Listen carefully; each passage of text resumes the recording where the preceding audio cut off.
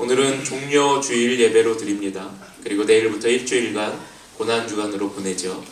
한 주간 보내면서 예수님의 고난, 그리고 예수님의 사역, 예수님의 삶을 묵상해 보시고 또 여러분의 신앙을 한번 점검하시면서 한 주간 참여하며 그리스도와 동참하는, 그 고난에 동참하는 여러분들 되시면 좋겠고요. 그렇게 또 축복합니다.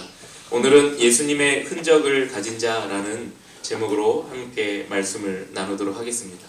성경에 나와 있는 이 흔적이라는 단어를 의미를 찾아보니까, 흔적은 고대 사회에서 주인이 노예에 대한 자신의 소유권을 나타내기 위해 노예의 몸에 찍는 낙인을 뜻합니다. 그러니까 그 성경이 오늘 본문에서 사용된 이 흔적이라는 단어는 노예의 주인이 노예 몸에 찍는 낙인을 뜻하는 거예요.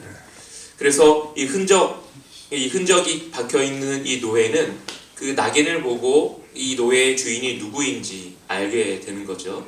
노예가 누군가의 소유임을 명확히 나타내기 위해서 시각적으로나 그리고 문서적으로 표시해서 사용했던 그 시대가 로마 시대였고, 노예가 있었던 시대였죠. 노예가 있었던 시대에 어떤 표시들을 이렇게 했나 보니까, 로마 제국에서는 기본적으로 노예에 대해서 목걸이를 채웠습니다. 금속 목걸이나 가죽 목걸이를 채우고 그 목걸이에다가 이제 노예의 그 이름을 거기에 적었는데, 이름뿐만 아니라 뭐라고 적었냐면, 나를 붙잡아 주세요, 나는 주인에게 도망쳤습니다 라는 그 문구를 목걸이에 채워서, 목에 채워서 그 목걸이를 만들었죠. 그리고 브랜드라고 하더라고요. 그 화인, 낙인을 찍습니다. 그러니까 보이는 곳, 얼굴이나 아니면 팔이나 보이는 곳에 그 주인의 그 문장이 될 만한 이니셜을 거기에 찍어서 이 노예는 누구의 노예구나 라는 것을 알게 했다고 하더라고요. 그게 로마 시대의 그런 노예의 제도가 있었고, 그리고 고대 그리스 시대에도 이 브랜드 화인 작업을 했다고 하더라고요. 로마 시대와 유사하게 그 주인의 이니셜을 그 노예 몸에 그 불로 지져서 없어지지 않게 그 흔적을 남게 했죠. 그래서 노예가 도망치면 언제든지 잡아다가 그 주인에게 돌려줄 수 있게 했죠. 또 이렇게 생각해 보니까 노예가 또 언제 있었을까 이렇게 보니까요, 미국에도 있었더라고요. 미국 남부 때도, 그때에도 보니까 로마 시대처럼 브랜드를 찍었더라고요, 낙인을. 그래서 특히 이제 심하게 자주 도망치는 노예에 대해서는 유독 잘 보이는 곳에 불로 지져서 낙인을 찍고, 도망칠 때마다 그 낙인을 보고 노예를 잡아다가 주인에게 돌려주는 그런 일을 했었고, 보니까 우리나라에도 노비라는 제도가 있었더라고요. 노예, 노비 이런 제도가 있었더라고요. 근데 우리나라는 찾아보니까 이 그 불로 이렇게 브랜드, 그러니까 낙인을 찍는 그런 건 별로 없었어요. 그런데 이제 문서로 만들어갖고 이 노비의 주인은 누구냐 그러면서 노비 문서를 만들어서 이 노비에 대해서 소유권을 그 양반 집안이 가질 수 있도록 했죠. 그런데 재밌는 건 그 노비의 또 다른 후손, 자식들도 동일한 양반의 노비가 되는 그런 제도를 갖고 있었죠. 우리나라에도 조선시대에 노비 제도가 있었더라고요. 심지어는 우리나라 같은 경우는 이름을 엉망으로 지었습니다. 그래서 개똥이, 요즘에 드라마 보니까 구덕이라는 이름이 있었어요. 그 옥시부인전인가 거기에 보니까 노비 이름이 구덕이에요. 그리고 개똥이, 말똥이 이렇게 이름을 아예 흔하게, 그러니까 아예 천하게 져서 이 사람과 양인과 그 양반을 아예 구분을 하는 그런 시대에 있었죠. 근데 오늘 바울이 이 흔적에 대해서 이야기를 하고 있습니다. 바울은 그리스도인에게도 예수님의 흔적이 있어야 한다라고 말하고 있어요. 우리가 그리스도의 자녀면, 그리고 우리가 그리스도를 통해서 지녀야 할 우리의 흔적, 우리도 흔적이 있어야 한다라고 말하고 있죠. 12절 볼게요. 12절 한번 보세요. 제가 읽겠습니다.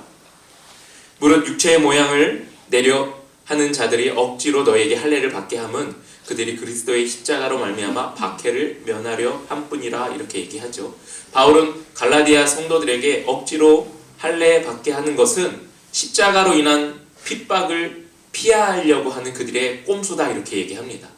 그러니까 할례 받으면 괜찮아, 율법대로 살면 괜찮아 이렇게 얘기하면서 할례 받아 이렇게 얘기를 해놓고서 십자가의 흔적에 대해서는 회피하려고 할례를 강조했다라고 바울이 말하고 있는 거죠.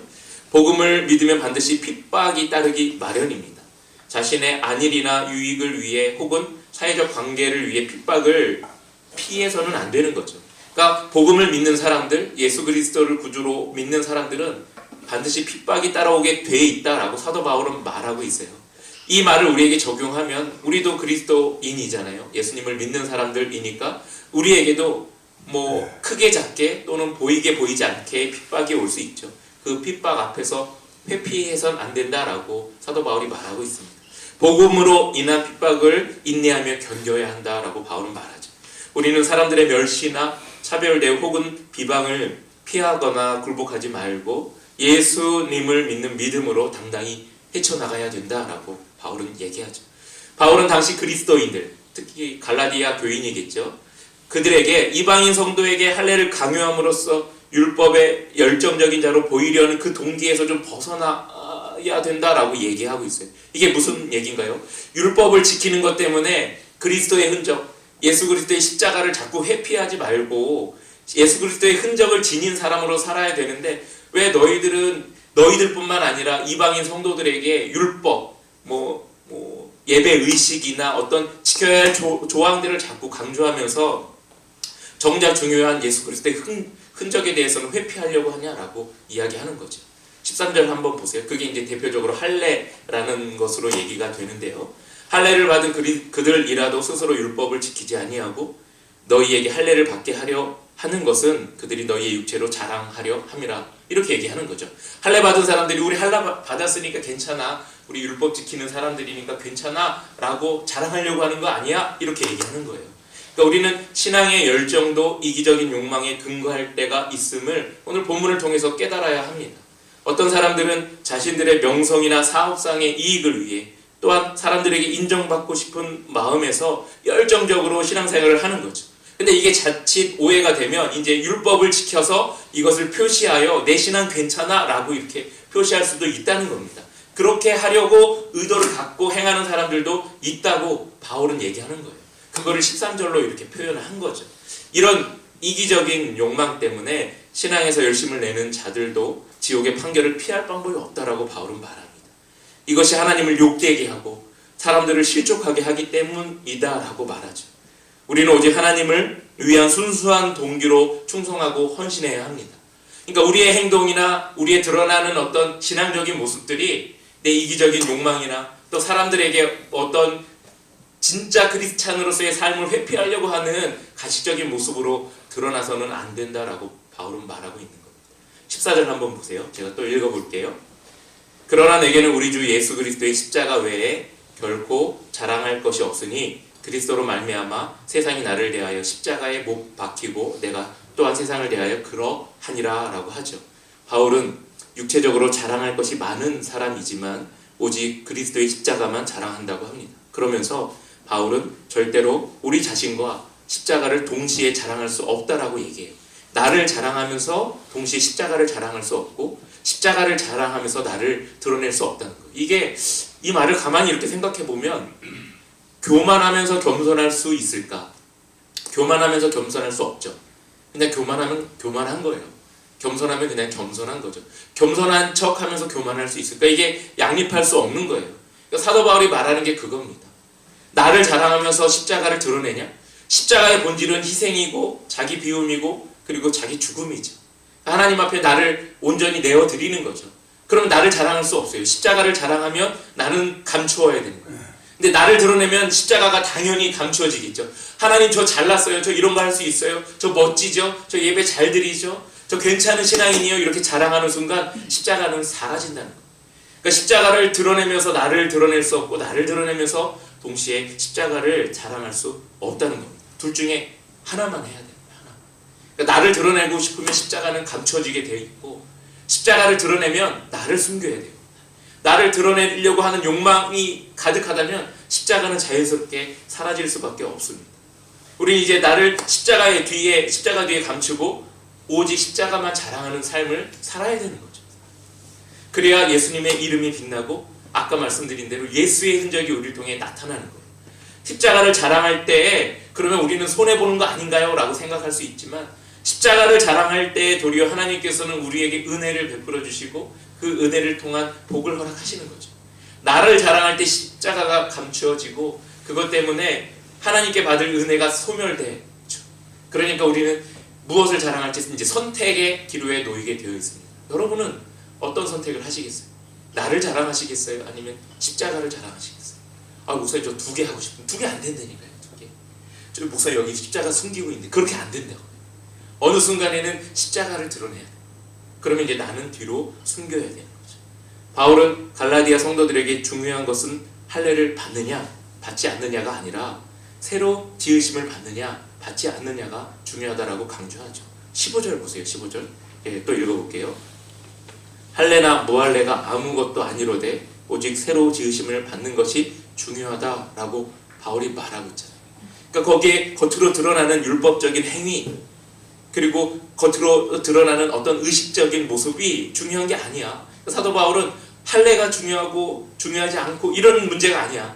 그게 중요한 게 아니라 너희 갈라디아 교인들 당신들의 마음이 지금 십자가를 통해서 예수 그리스도를 통해서 새로워졌냐 새로워지지 않았냐 이전 삶을 버렸냐 버리지 않았냐 이 문제에 달려있다라고 지금 말하고 있는 거예요. 그게 더 중요하다라고. 그러니까 바울은 외적이고 형식적인 변화가 아니라 속사람의 변화가 더 필요하고 중요하다라고 말하고 있는 거예요. 근데 사실 속사람의 변화를 알 수 있나요? 속사람이 변한 걸 알 수 있어요? 지금 여러분 저를 보고 있지만 제 속이 어떤지를 알고 있어요? 모르잖아요. 그러니까 속이 변하는 건 우리는 알 수 없어요.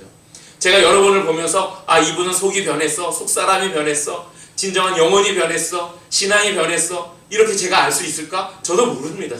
제가 뭐 투시의 능력이 있어서 뭐 제가 뭐 여러분의 속속들을 다 알 수 있을까요? 저도 모릅니다.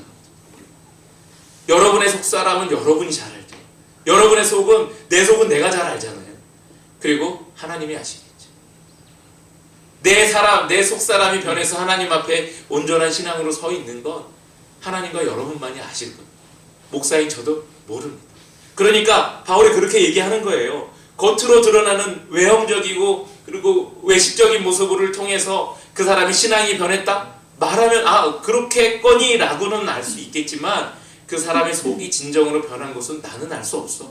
그런데 정말 중요한 것은 외형적으로 변하는 그 모습이 중요한 게 아니라 내 속사람이 그리스도의 십자가로 인해서 변했는지 변하지 않았는지 그게 더 중요하다라고 사도 바울이 말하며 강조하고 있잖아요.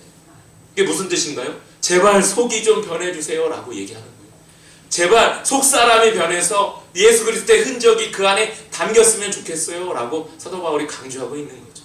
그러니까 겉으로 드러나는 형식이 아니라 여러분의 진실된 마음, 여러분의 신앙의 내용, 여러분의 거룩해지는 그 속사람의 모습들이 변하기를 사도 바울이 원하는 거죠. 그것을 강조하면서 할례가 중요하고 중요하지 않고 이 문제가 아니다라고 지금 이야기하는 거죠. 여러분들 속이 변하시길 바랍니다. 여러분의 영혼이 변하시길 바랍니다. 하나님 앞에 거룩함으로 서서 하나님 저 신앙생활 괜찮게 하고 있죠 라고 겉으로 외형적으로 드러낼 것이 아니라 하나님과 기도하면서 하나님과 대화하면서 그렇게 하나님께 드러냈으면 얼마나 아름다울까요? 그렇게 아름답게 드러내시는 여러분들 신앙 되시길 간절히 소망하고 축복합니다. 17절 한번 보세요. 사도 바울이 이렇게 얘기합니다. 이후로는 누구든지 나를 괴롭게 하지 말라. 내가 내 몸에 예수의 흔적을 지니고 있노라 이렇게 얘기합니다. 아까 제가 서두에 여기서 말하는 흔적이 뭐라고 얘기했어요? 낙인이라고 얘기했죠.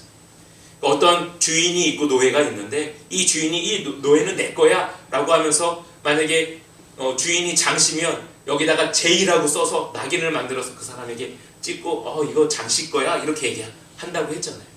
우리가 예수 그리스도의 종, 예수 그리스도의 소유물이라면 우리는 우리 안에는 예수 그리스도의 흔적이 있어야 돼요. 근데 사도 바울이 뭐라 그러냐면 나는 예수의 흔적을 가졌어 라고 하는데 그 흔적은 예수님의 이니셜 J가 아니라 예수님의 십자가야 라고 얘기하는 거예요. 그러니까 우리 안에 십자가의 흔적이 있어야 되는 거예요. 우리가 진정으로 예수님 믿는 사람들이라면 예수님의 흔적이 우리 안에 있어요. 겉으로 십자가를 새기라는 얘기가 아니에요. 우리 마음에 십자가의 삶을 그 흔적으로 갖추고 살라는 얘기예요. 십자가의 삶이 뭔가요? 십자가의 삶이 자기 비움이고 자기 희생이고 모든 것을 다 내려놓고 모든 것을 다 내어줄 수 있는 마음이고 삶이 되는, 그게 십자가의 삶이죠. 예수님 그렇게 하셨잖아요. 그러니까 예수님 우리에게 말씀하시죠. 너희도 자기 십자가를 지고 나를 따르라고 얘기하시잖아요. 그럼 여러분의 흔적은 예수님의 십자가밖에 없는 거죠. 아, 목사님 저 다른 흔적 없어요. 다른 흔적은 없어요. 예수님께서 사도 바울에게 얘기한 것처럼 내 몸의 흔적은 예수님의 십자가밖에 없다라고 우리도 그렇게 고백할 수 있어야 됩니다. 여러분 그렇게 고백하실 수 있으세요? 이거는 타협의 대상이 아닙니다. 목사님 십자가를 조금 변형해서 십자가 아닌 것처럼 좀 흔적을 남기면 안 돼요. 그런 거 없어요. 십자가는 그냥 자기 비움이고 죽음밖에 없어요. 십자가에 달려 죽는 것밖에. 예수님 너희도 너희 십자가를 지고 나를 따르라고 얘기하신 것처럼 십자가는 그거밖에 없어요. 그러니까 십자가의 변형은 없습니다. 십자가의 모양도 없습니다. 십자가를 뭐 이렇게 비스무리하게 이런 것도 없어요. 그냥 십자가는 십자가입니다. 여러분 예수님의 흔적을 여러분의 신앙에, 여러분의 삶에 새기는 신앙, 그런 모습이 되시기를 간절히 소망하고 축복합니다. 신앙생활로 인해 핍박받을 때마다 이 흔적을 보는 거예요. 이 흔적을 보는 거예요. 이 흔적을 보면서 아 맞아, 내 주인은 예수 그리스도지. 그럴 때 십자가를 드러내는 거죠. 아까 사도 바울이 얘기했잖아요. 당신과 나와 십자가를 동시에 내세울 수 없다. 우리는 십자가의 흔적을 보면서 내가 불쑥불쑥 올라오는 자존심 때문에 화나는 이것을 십자가를 내세우며 누르는 거죠. 화를 내면서 동시에 십자가를 가지고 두 가지를 동시에 드러낼 수는 없다는 거예요. 이해하셨어요? 그러니까 나를 죽이는 거죠. 그럴 때 십자가가 드러나는 거죠. 그래서 둘 중에 하나를 선택하는 겁니다. 저희 이 말씀을 준비하면서 그런 생각이 들었어요. 예수님의 흔적이 십자가의 일지인데 이 시대에 세상 가운데 그리고 우리의 삶에 얼마나 십자가를 표방하며 십자가의 삶을 살고 있는지 한번 고민을 해봤죠. 일제시대 때 십자가는 보호받는 피난처였습니다. 일제시대 때 선교사들이 들어와서 교회를 세우고 거기 십자가를 걸면 나라 잃은 고달픈 백성들이 외국인 선교사가 목회하는 그 교회 안으로 들어옵니다. 그러면 일제의 경찰들이 외국인이니까 그 교회 안에 들어와서 우리나라 사람들을 핍박하거나 그러지 못했어요. 그러니까 사람들이 고달프고 힘들고 어려우면 십자가 달려있는 곳에 들어가서 피하고 그곳에서 예배를 드렸죠. 그러면서 자연스럽게 복음을 받아들이고 신앙을 갖게 됐습니다. 그 핍박 때문에.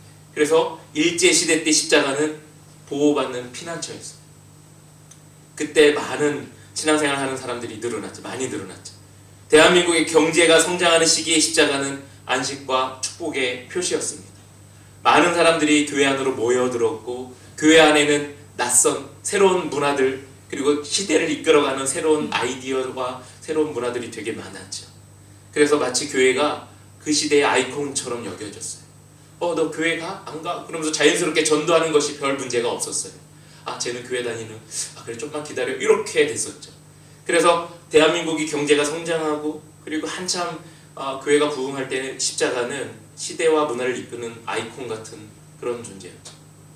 불과 몇십 년 전에 선교적인 접근으로 십자가를 드러내지 않는 교회가 등장했습니다. 그러니까 선교적인 접근을 해요. 그래서 교회의 색깔을 빼고 믿지 않는 사람들이 이 교회에 편하게 올 수 있도록 그렇게 만들어 버렸어요. 교회라는 걸 너무 강조하면 사람들이 교회 올 때 불편해하니까 교회 색깔을 좀 뺍시다 그러면서 십자가를 내리고, 그리고 교회 밖에다가 흡연실을 만들어서 자기 와이프를 태우고 오는 믿지 않는 사람들이 픽업 서비스가 끝나면 그 흡연실에 들어가서 담배 필 수 있게 교회 밖에다가 흡연실도 만들고, 이렇게 선교적 마인드로 그렇게 해왔죠. 믿지 않는 사람들을 위해서, 그들을 이끌기 위해서 그렇게 해왔죠. 그래서 불편해 보이는 십자가를 많이 제거하는 시대가 또 있었습니다. 그럼 이 시대의 십자가는 어떤 의미일까요? 요즘의 십자가는 어떤가요? 제가 지금 십자가 목걸이를 걸고 설교를 하고 있는데 요즘에 여러분 밖에 나갈 때 십자가 목걸이 걸고 다니시는 분 혹시 계신가요? 세상 사람들의 외면과 손가락질에 너덜너덜 누더기가 된 거 아닐까? 이 시대의 십자가는 이제는 선교를 위해 드러내는 것이 아니라 부끄러워 감추고 싶은 십자가가 된 것은 아닌가? 나 교회 다닌다라고 밖으로 드러내놓고 얘기하기 뭔가 찜찜한 그런 시대가 된 거 아닌가, 이런 생각을 또 해봅니다.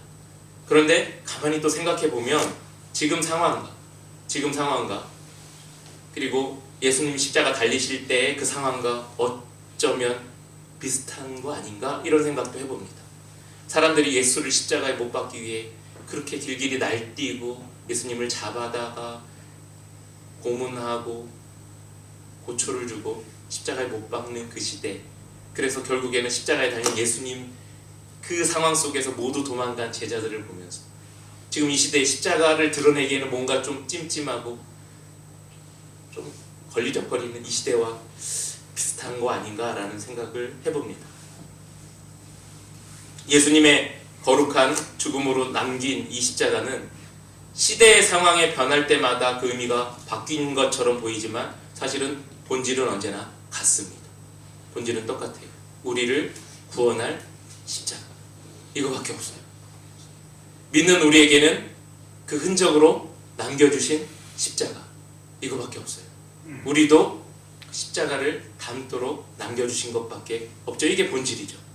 주님은 우리에게 십자가의 흔적을 남겨주셨어요. 저와 여러분에게 십자가의 삶을 살라고 말씀하셨어요. 그리고 그 흔적을 우리 안에 주셨죠. 제가 뭐 겉으로 굳이 뭐 십자가 목걸이 걸고 다니라, 이 얘기가 아닙니다. 삶으로, 안으로, 영적으로, 내적으로 십자가의 흔적을 드러내는 여러분의 신앙이 되시기를 간절히 소망합니다. 나를 드러내는 것이 아니라 십자가를 드러낼 때 나는 자연스럽게 감추어지고 내 속에 거룩한 주의 영이 머물 뿐만 아니라 성령의 은혜가 임재하시고 그리고 나를 통해서 새로운 삶으로 나가게 되는 거죠. 여러분, 한 주간 고난 주간으로 보냅니다. 예수님 당하신 그 고난을 묵상해 보시고 예수께서 나에게 새겨놓으신 이 십자가의 흔적을 한번 묵상해 보시고 다시 한번 신앙으로 결단하시는 여러분의 한 주간 되시기를 간절히 소망하고 축복합니다.